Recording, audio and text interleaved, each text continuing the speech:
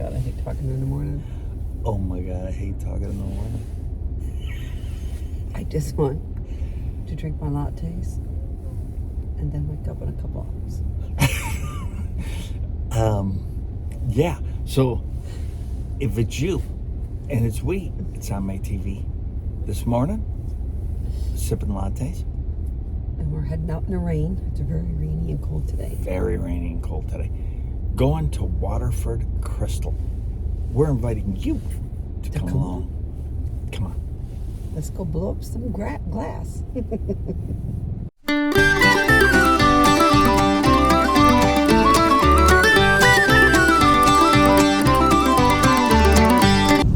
Rainy driving day.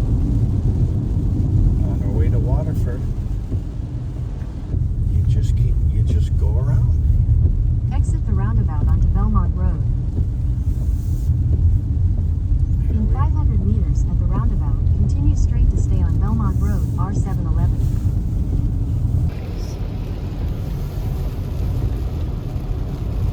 The bridge between Kilkenny County and County Wexford is quite striking.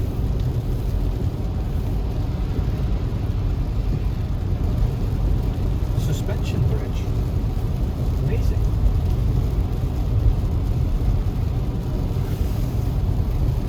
So we've arrived on this rainy day.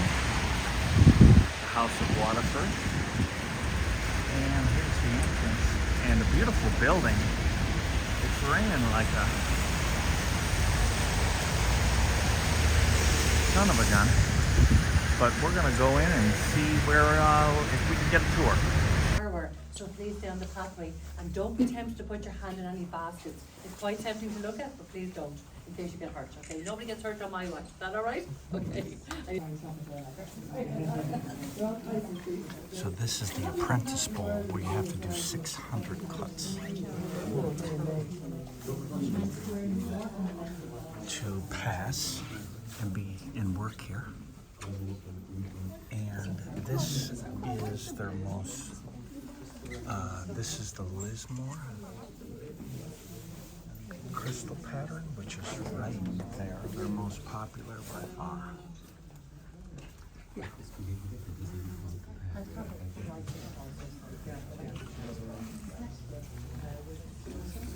And here's some more in different glasses.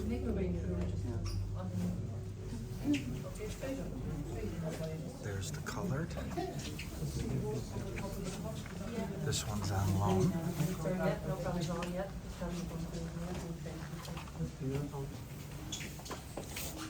It's a bit easier for you now as well. So you'll see and understand how what we use the wood poles for. Now the wood itself, everybody, is beech wood. I think it's sourced locally here in County Waterford. There's a beautiful area that has a city called Faithleg, and there's a big country orange country hotel and everything as well. And then with the handheld tools, these are used by the crowd in the next area, the blowing area, and these are made from peril. So the peril comes in from Germany. And these tools will only last about 7 to 10 days. And the reason why they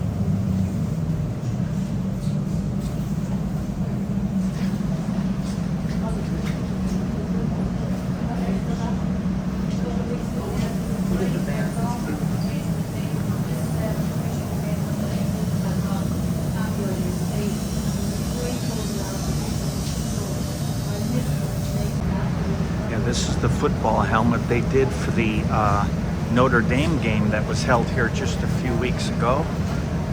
Here's Mariano Rivera's baseball glove when he retired, a fireman's helmet. It's amazing.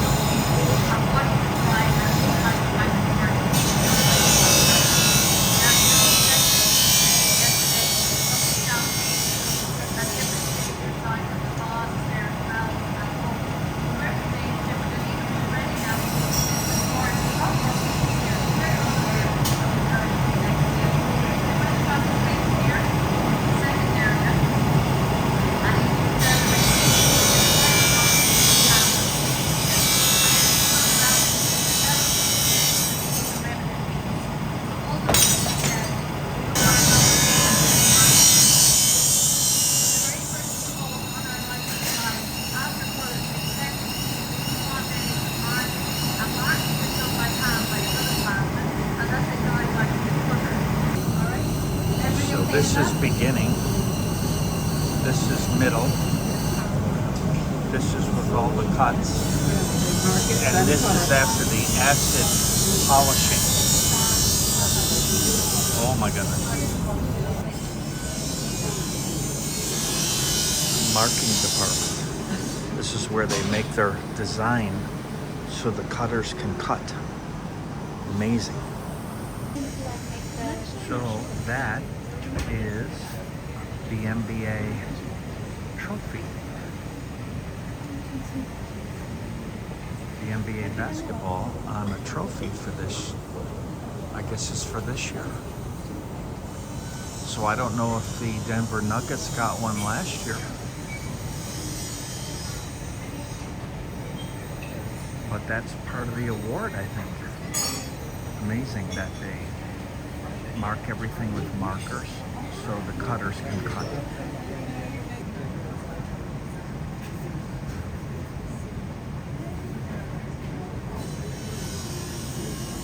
Doing it by hand with a guide on his left, just to the left of his hand. And he must have a So this is guide. the marking area here now, so you can see our crossing is ready to do the marking on the people. This is the cutting department, obviously. A little late with that. But there's all the wheels that, and everything, all 600 cuts are represented in this department.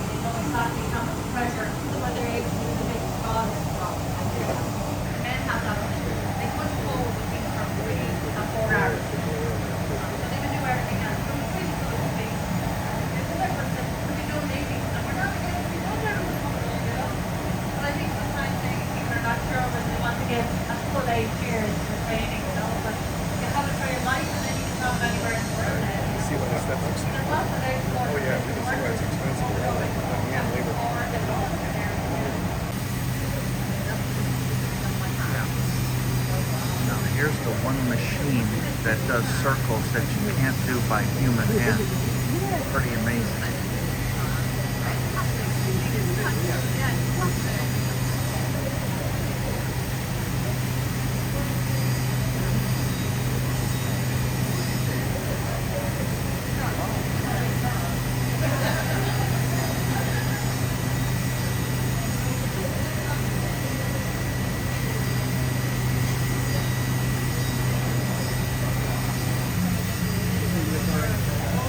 That is in there.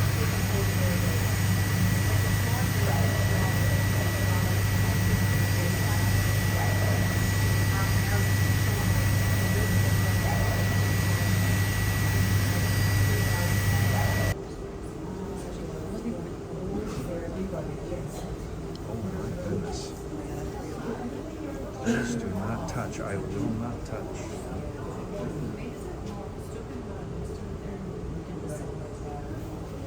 Oh my gosh.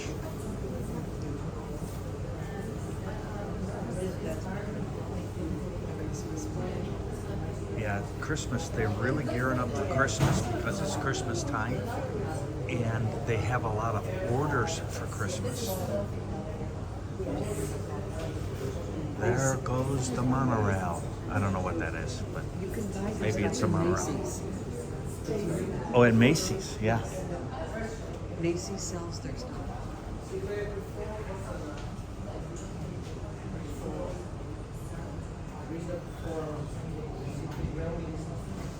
Oh yeah, signs of Christmas everywhere.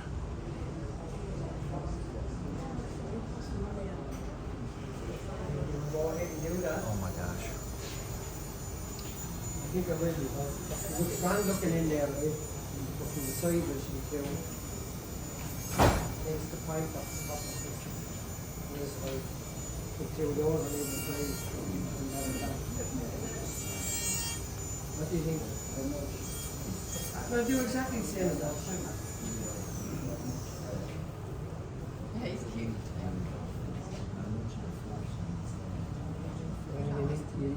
You need a fairly robust.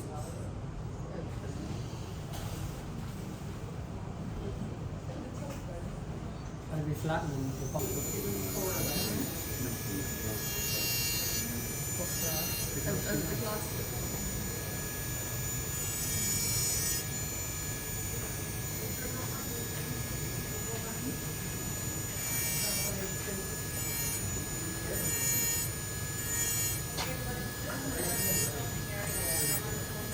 this is just a free-handed artist.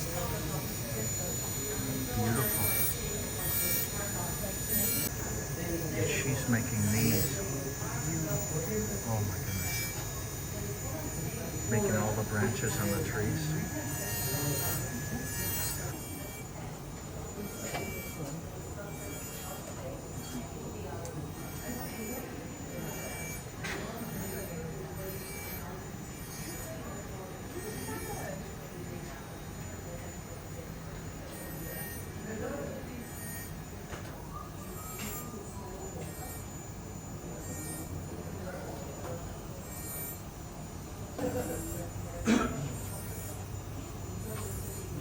Himself, and the bowl is his, the Four Seasons bowl he made many, many years ago, and lots of people love that. So if he's in, then he'll sign it for us. So just so you know, the most popular by far is this Lismore collection, and I just wanted to get it in your mind. This is what it looks like.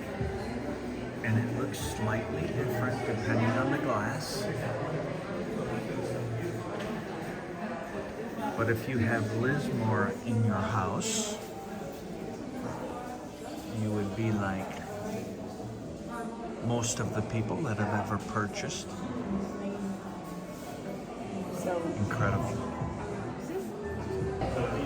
Now they fancied it up a notch, so this is Lismore Diamond. So with even more cuts. So it's a little play on the famous Lismore, but they fancied it up. Now that'd make a proper glass of Irish whiskey.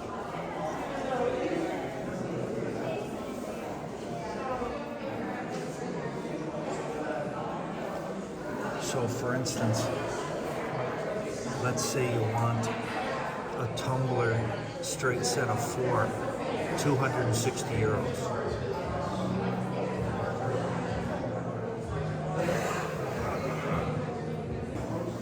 So if you know us, Tom May TV loves coffee. That is incredible. So the handle's on the bottom stem. That's incredible. Irish coffee, set of 2.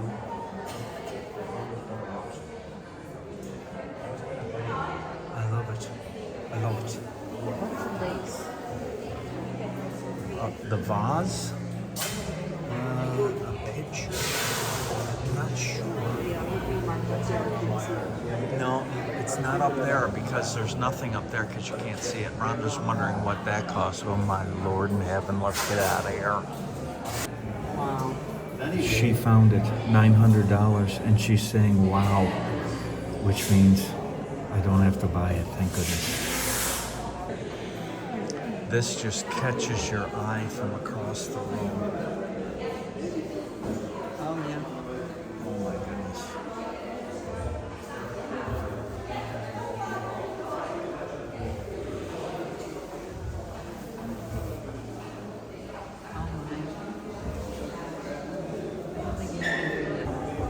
So the standing cross here, not a Celtic cross, but a standing cross, is 165 euros. So here is the American football helmet used for the Notre Dame game that was played here, the Coach's Award there. Looks like a college trophy there.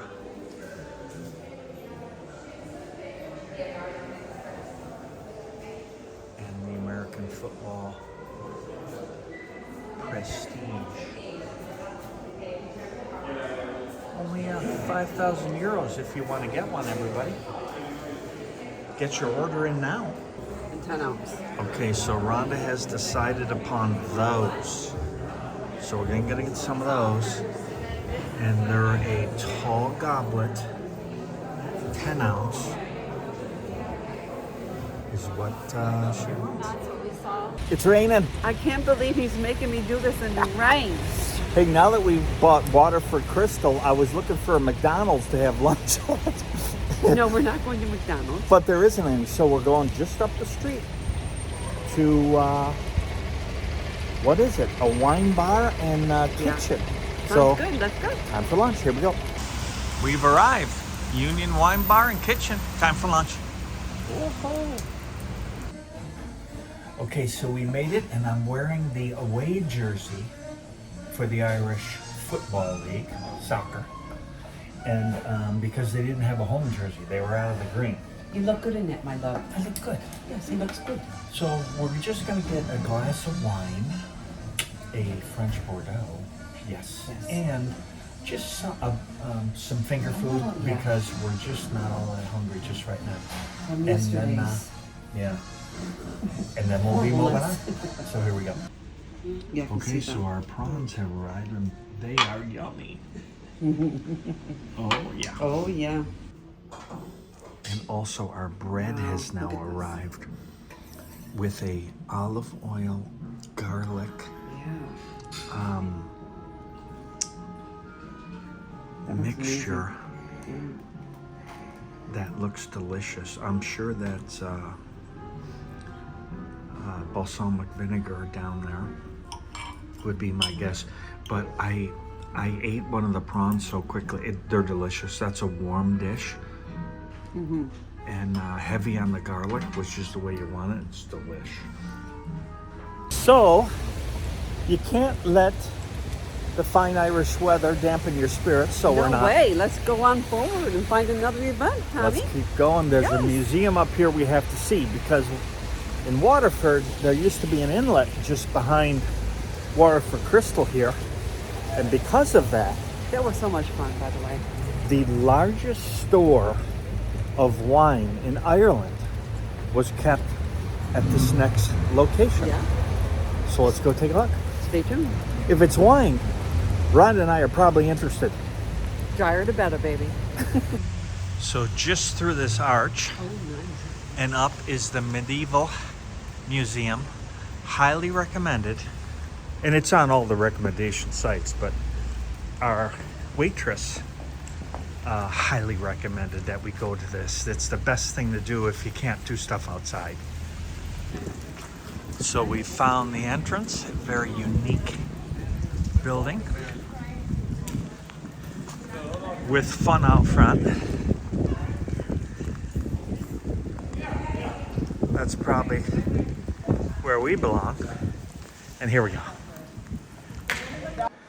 So here we go down the original building,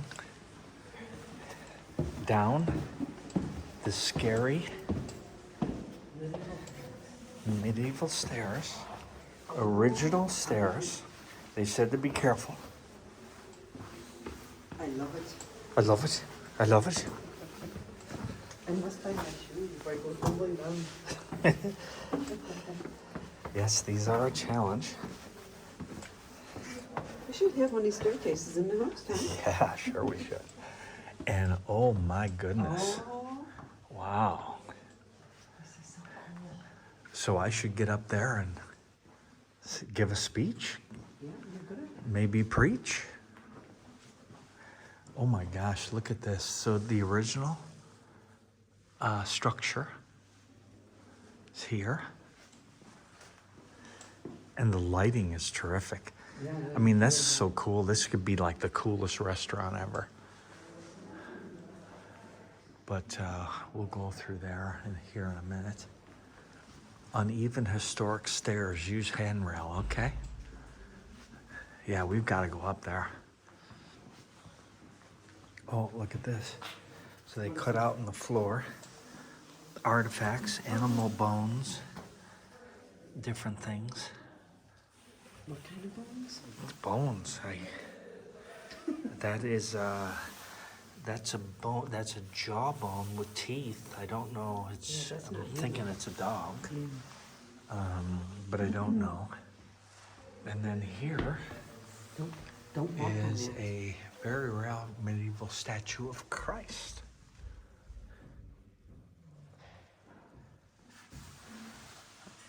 Okay. Well, Nicholas. up the stairs. Let's see what we can find. Oh yeah, so be careful if you come here because it's...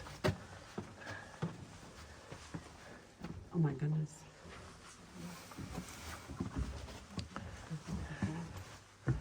So they redid the floor here.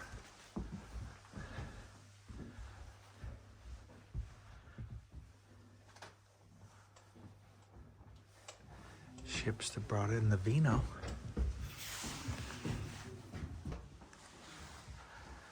Wow, so James Rice, the mayor of Waterford, 11 times in the 1400s. Wine merchant, patron of arts, pious friend of John Collin, Dean of Christ Church Cathedral, Waterford.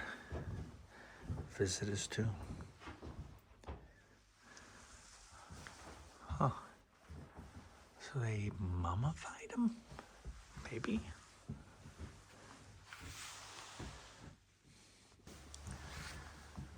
So these are actual wine costrals. I hope I'm not... There's an Italian one and a French one. And as I had mentioned, in this development here that we're in, it was the largest store of wine in Ireland. And I won't try and shoot all this because it doesn't show well, but there's an Irish wine jug from 1715, Waterford glass decanter, and an Irish silver gilt decanter.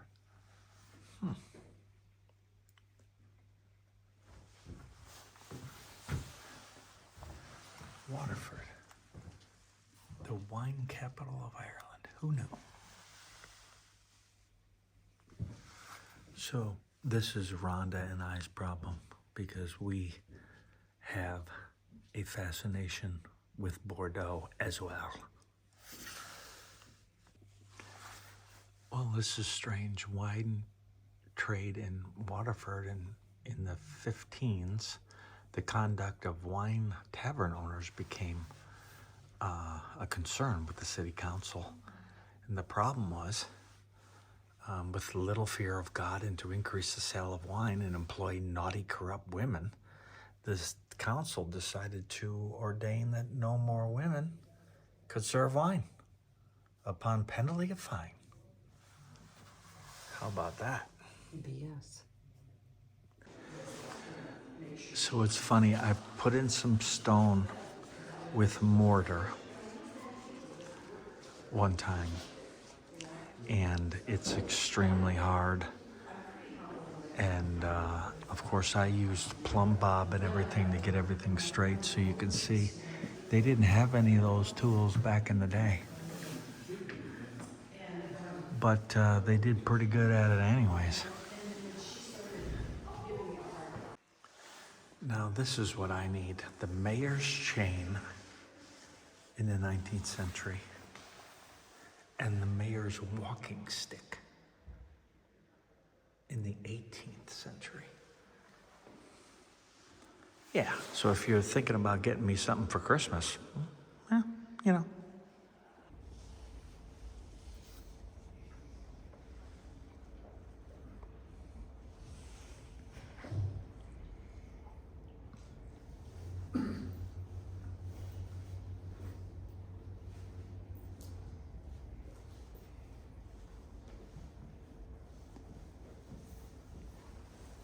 I was twice Mayor of Waterford, and more importantly, the boyhood friend of Henry VIII, King of England and Ireland, who knighted me. So you may call me Sir William. I would like to tell you a tale of wine and war that locked two great neighbouring ports in the longest legal dispute in Irish history, and produced this famous document, the Great Charter Roll of Waterford, which saved our city in its darkest hour. International trade has been the lifeblood of Waterford City since 914, when Viking raiders and traders first settled here on the banks of the River Shore. My ancestors came here in 1171 when King Henry II began the conquest of this island. In those days, Waterford was the only port in this great harbour. King Henry recognised Waterford as the gateway to Ireland and took it for himself, making it a royal city. Some of the English lords who came here were jealous of Waterford's prosperity. Men like William Marshall, a crusader knight of humble origins who acquired lands in France, England and the vast lordship of Leinster here in Ireland, simply by marrying Isabel, the only child of Strongbow and Aoife MacMurrough, whose marriage in this city was at the very centre of the English conquest of Ireland. Marshall and Isabel quickly developed their lordship of Leinster, producing huge surpluses for export. Rather than pay taxes to the king and make Dublin and Waterford merchants rich, Marshall set up a rival port called New Ross in 1207 on the banks of the River Barrow. King John visited Ireland, landing at Waterford. To gain approval for his new port, the crafty Marshall took the king hunting deer around New Ross. Marshall also built the Hook Lighthouse at the entrance of the harbour to guide ships safely to his port. As ships began to bypass Waterford, Marshall's coffers were being filled with silver. For the first time ever, Waterford had to share the harbour with a rival port. Objections to New Ross by the men of Waterford fell on deaf ears. As King John lay dying, he made matters worse by putting Marshall in charge of England until King John's son was old enough to rule. In this powerful position, Marshall ordered that ships could ply through the lands of William Marshall, the king's guardian, thus bypassing Waterford for New Ross. It was only when the aging Marshall retired to a life of religious devotion as a Templar knight that this city's complaints were listened to. The new King Henry III recognised the challenge to his royal port and the income he got from it. He ordered that all ships entering Waterford Harbour must unload at Waterford. But following objections from Marshall's son and successor in 1222, the king came up with a compromise. He allowed ships coming from the Marshall lands to go freely to New Ross, but all other ships must touch at Waterford.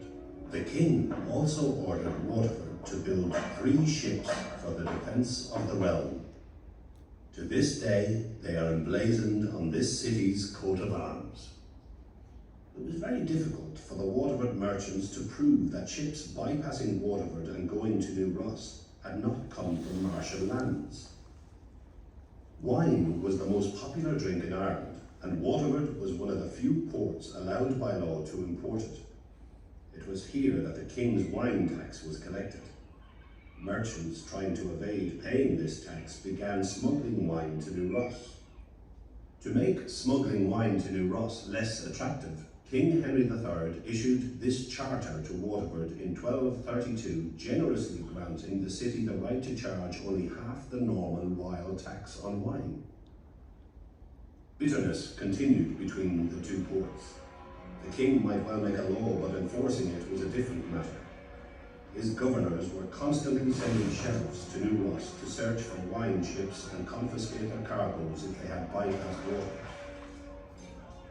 In 1266, Waterford merchants took the law into their own hands and went downriver, forcing ships to unload at Waterford.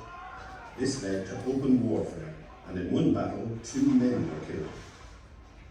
The king ordered a tribunal, and Judge Alexander of Nottingham was sent from England. Here we have the names of the witnesses who testified to this piracy of the merchants of New Ross. The very next year, the king's governor, David de Barry, was ordered to New Ross to take for the king's use the goods of any ship that had bypassed Waterford illegally. Despite this, New Ross was thriving. They were so puffed up with pride that they decided to make a city of their town. They walled in an area of land so big it rivaled in size both Waterford and Dublin. The walling of New Ross is celebrated in a poem preserved in this ancient volume that came into our hands when His Majesty King Henry VIII closed the Franciscan friary here. Here we are. On Sunday, the fair ladies of New Ross go, and in truth they do good work. Never in any land where I have been did I see so many fair ladies in a foss. Fair ladies indeed. If only their men had been as fair. Good King Henry III died in 1272, and his son, the great warrior, became King Edward I. Ambitious to conquer Scotland, Edward borrowed heavily from Italian merchant bankers to pay his army. To repay the Italian bankers, in 1275 he introduced a new tax on England and Ireland's exports of wool and hides. The Italian bankers collected the tax in the designated English and Irish ports, including Waterford and Ross. Now more than ever, Waterford wanted to hold the line on its monopoly of the wine, because the ships importing wine returned home with wool and hides. In 1275, the very year the wool tax was introduced, Governor Geoffrey de Joinville ordered the Sheriff of Dublin to take for the king both ship and cargo of any mariner who landed in New Ross and had not come from the Marshall lands. This was repeated twice under Governor Robert de Ufford in 1277. In 1281, when Waterford City was at the very height of its prosperity, it was burnt down, some say by accident, others by the men of New Ross who put lighted torches into the cellars of merchants.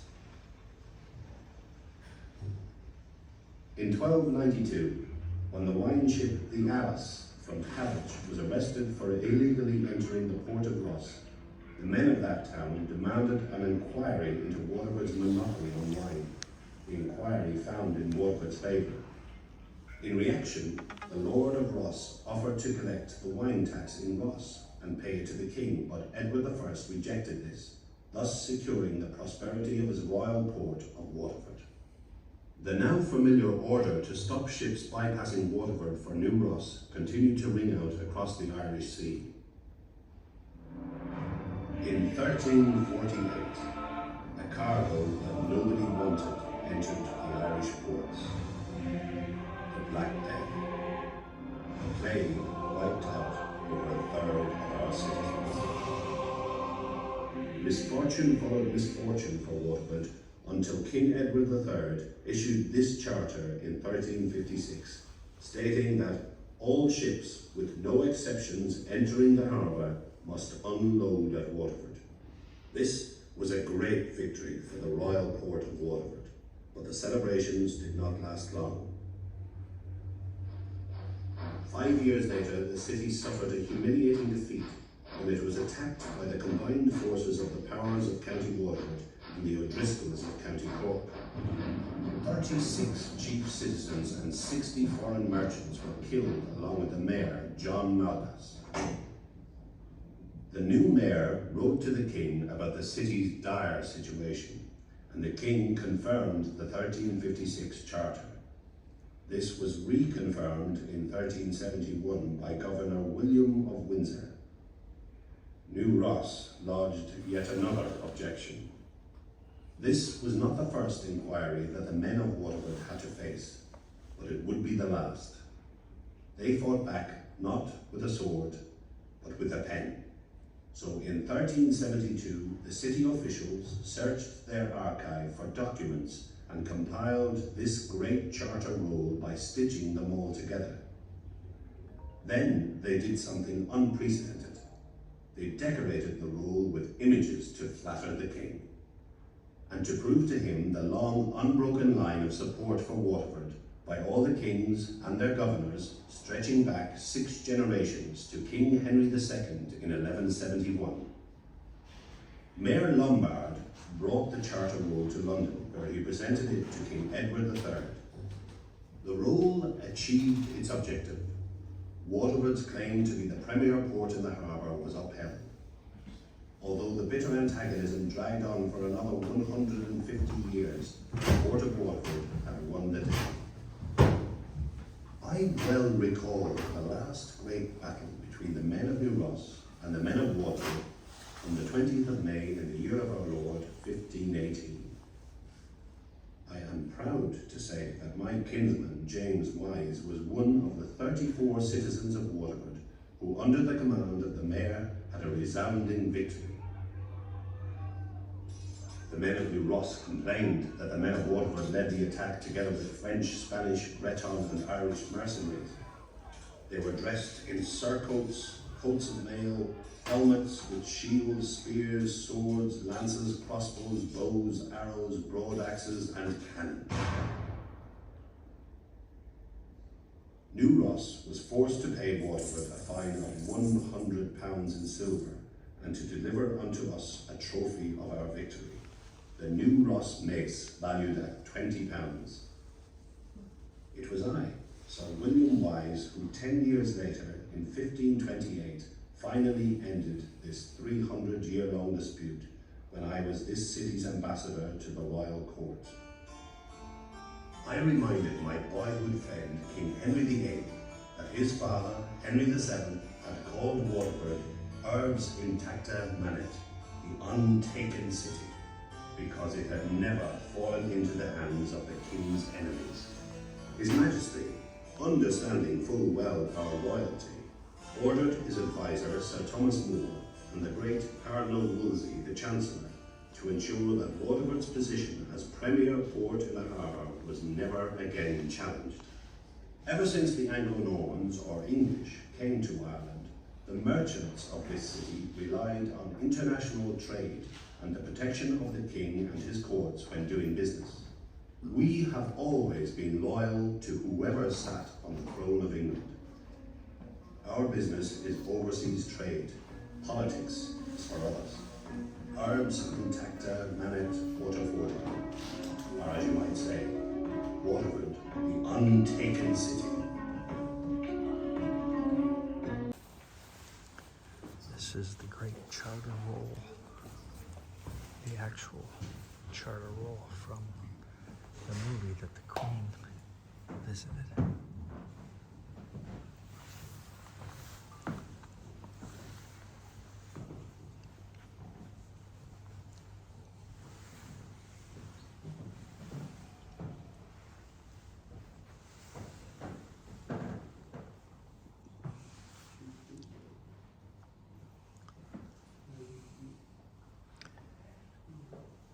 I need me a pair of them shoes.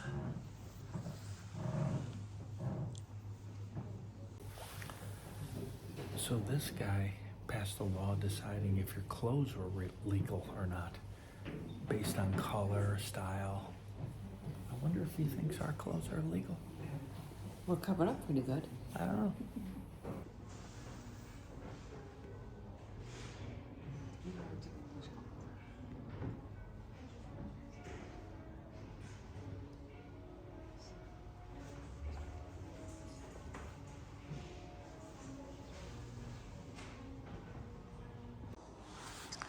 Now here's a guy left over from Pirates of the Caribbean. This guy don't look very happy.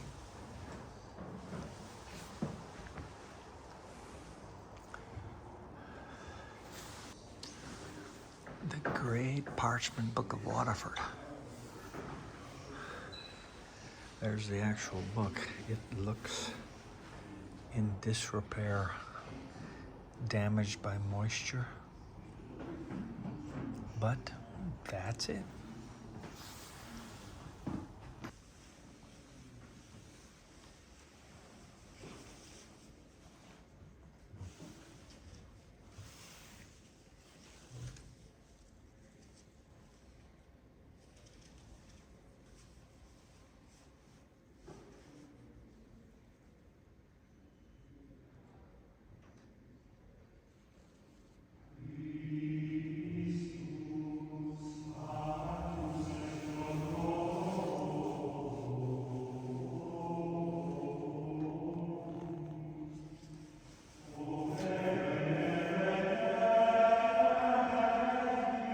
The heavens embroidered cloths, enwrought with golden and silver light, the blue and the dim and the dark.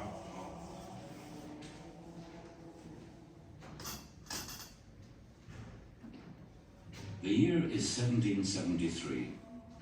The medieval Christ Church Cathedral is being demolished under the guiding eye of Waterford architect John Roberts.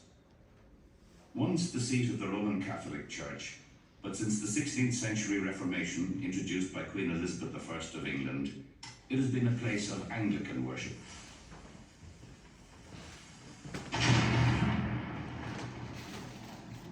Roberts is building a new cathedral more suited to Anglican worship.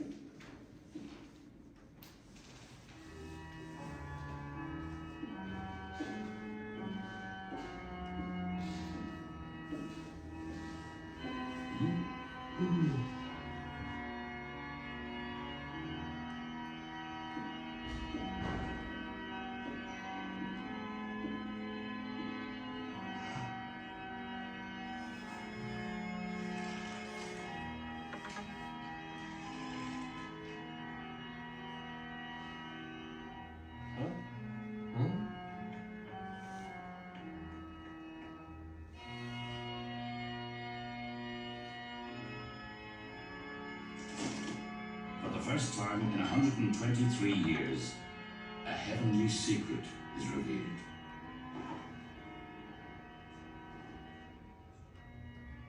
They had rediscovered the only surviving set of medieval high mass vestments in Northern Europe.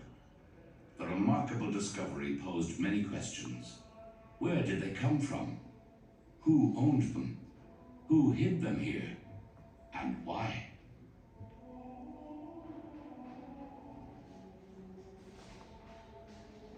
For answers, we must go back to the Florence of Lorenzo de' Medici in 15th century Italy, the center of the lingerie textile industry. A Florentine speciality was velvet brocade on cloth of gold ground with pomegranate design. The thread is real gold, the cloth of kings, princes, and popes. Once our cloth of gold was woven and ready for the next stage, it was sent to Bruges in Flanders. Here the panels were skillfully embroidered with scenes from the Bible and the vestments assembled. Artists of the caliber of Jan van Eyck or Hans Memling designed the panels, and these artists were inspired by the religious imagery of their day. Although the scenes are from the life of Christ, the details of dress and building style are of Bruges in the 1460s.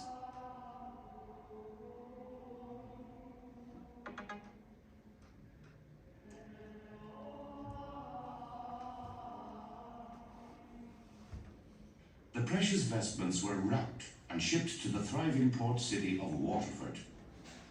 The devout dean of Waterford Cathedral, John Cullen, who lived in the deanery building on this site here, anxiously awaited their arrival.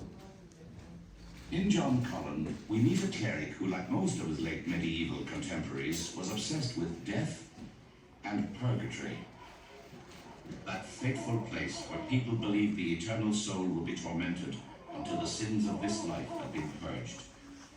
In preparation for his day of judgment, Cullen built a chantry chapel onto the cathedral, where priests would say masses for his soul and the souls of the benefactors of his chapel. Cullen raised money to build and furnish this chantry chapel by collecting the so-called God's penny, a donation by ship captains to ensure God's protection on the high seas sailing between Waterford and cities in Flanders like Bruges. Cullen was given letters from Rome allowing him to grant indulgences, which promised a shorter time in purgatory to those who gave generously, such as very successful merchants like James Rice, Cullen's pious friend, 11 times mayor of the city, and so concerned with purgatory that he gave 6 properties, including the wine cellar in the basement of this museum, to Cullen's chantry chapel. Cullen provided the priests celebrating Mass in his chapel with these cloth of gold vestments, the most magnificent then available. The enormous generosity of the citizens of Waterford and their obsession with purgatory are reflected in the 3-meter-long rent roll, listing the gifts of property and the income they brought to the church. Before going on a second pilgrimage to Santiago de Compostela in Spain, James Rice also built his own chantry chapel and placed there a gruesome tomb, a reminder of death to his fellow citizens. In 1483, the same year that Rice returned from Spain, Martin Luther was born in Germany. His objections in 1517 to the sale of indulgences will unleash a tidal wave of religious reformation that, when it reaches Irish shores, will sweep before it Dean Collins Church and even his vestments. In England, King Henry VIII initially earned the title, still displayed on English coins, Fidei Defensor, Defender of the Faith, for defending the Catholic Church against Luther. But when he needed a legitimate male heir, and therefore a divorce, he broke with Rome and declared himself head of the Church in England and Ireland. He also closed the monasteries. Henry's daughter, Elizabeth I, tightened England's grip on Ireland and established the Anglican Church here, and the Roman Catholics lost control of the cathedral. In an effort to stop their silver plate and the vestments falling into the hands of the new Anglican Church, the Roman Catholic cathedral clergy placed them in the custody of the Catholic City Council in 1577 for a pledge of £400. When Queen Elizabeth I died in 1603, Irish Catholics expected concessions from her successor, King James I. In a mood of expectation, the cathedral and other churches in the city were seized, reconsecrated, and purified by the Catholic bishop. Mass was once again celebrated, with the clergy wearing the now 140-year-old vestments. But their joy was short-lived.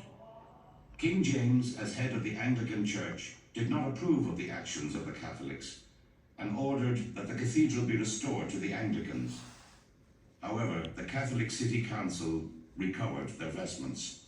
Because successive Roman Catholic mayors of Waterford refused to take the oath that accepted King James and not the Pope as head of the church, the City Council was finally suspended in 1617.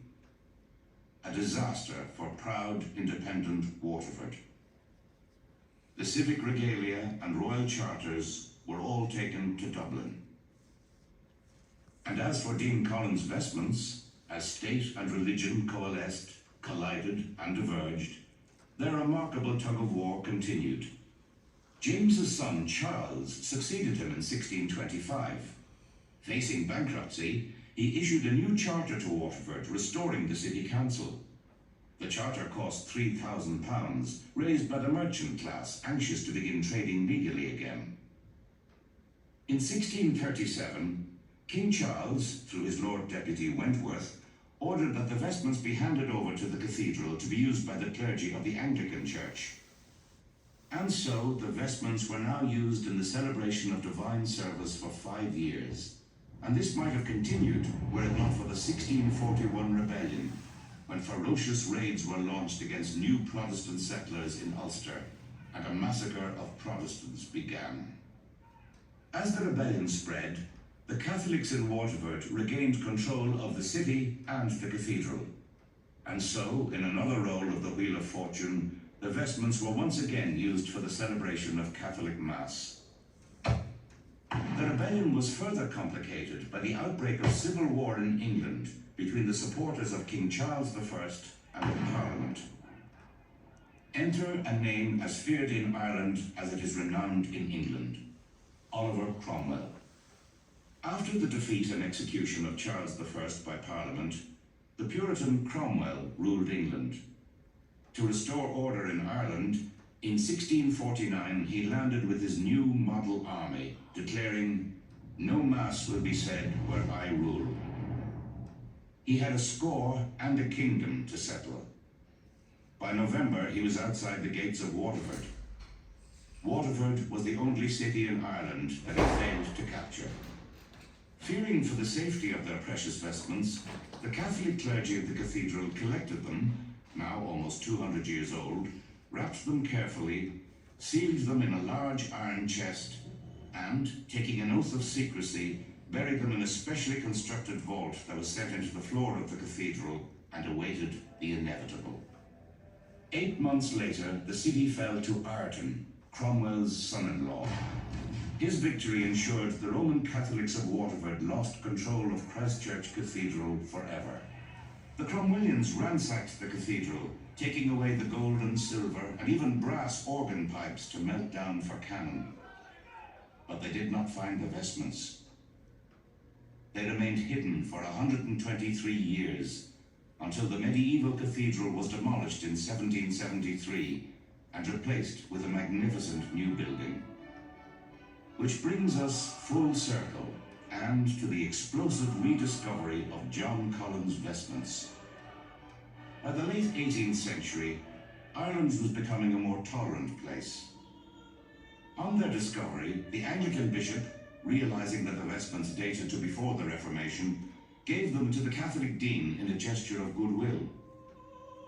20 years later, in 1793, with almost all of the anti-Catholic legislation repealed, John Roberts began building a new Roman Catholic cathedral, the only architect in Europe to build both Catholic and Anglican cathedrals in the same city.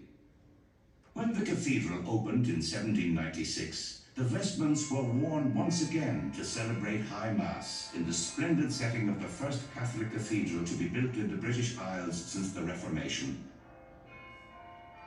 Today, the vestments are symbols of our shared Christian heritage and of how tolerance triumphed over intolerance. They are a celebration of the extraordinary skill and artistry of the craftspeople who made them, and the religious devotion of the many who helped acquire them and keep them safe over the centuries. After a 550-year-long journey, the vestments have now returned home to this museum, the site of the medieval deanery.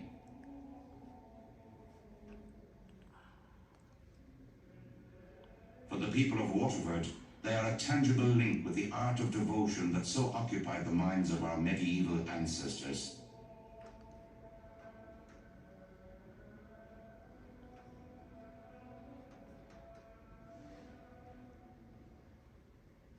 Had I the heavens embroidered cloths, enwrought with golden and silver light, the blue and the dim and the dark cloths of night and light and the half-light, I would spread the cloths under your feet.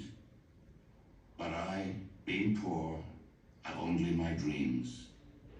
I have spread my dreams under your feet.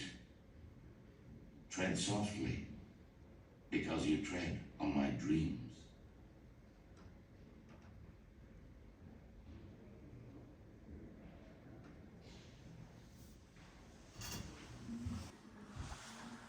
Okay, so I was hoping this was so, and it is. The vestments are here.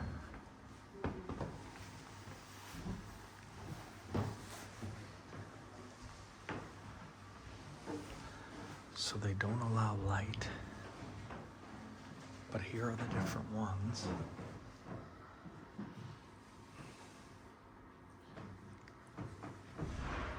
And I'll do the best I can for you.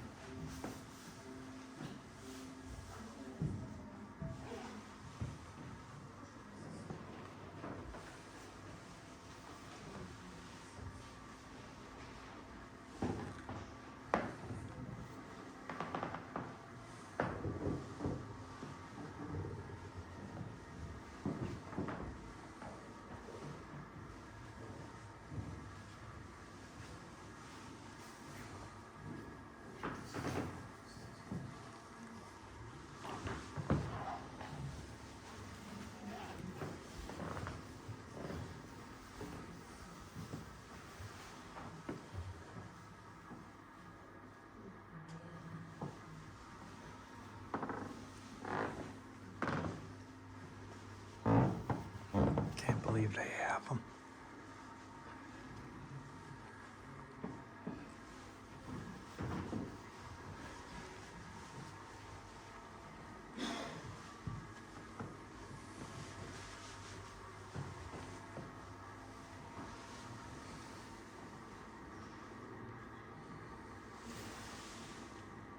I think that's yummy. Okay, we're back at the hotel for dinner. We had a Schmiddix, that's gone. But we've got some squash soup, homemade brown Irish bread, Very good. and just kind of we're sharing a ham and cheese deal. All kinds of stuff out here. We got potatoes, you know them, you love them. But what a lovely, Yeah. do you love it? I love it. Squash soup, I love it. I love it. I love it. Great dinner. So that'll do it. Another great day. And where else would you rather be than having some squash soup, some brown bread with Tom A. TV right here in Ireland? Can't think of a better place. Thank you for watching and please subscribe.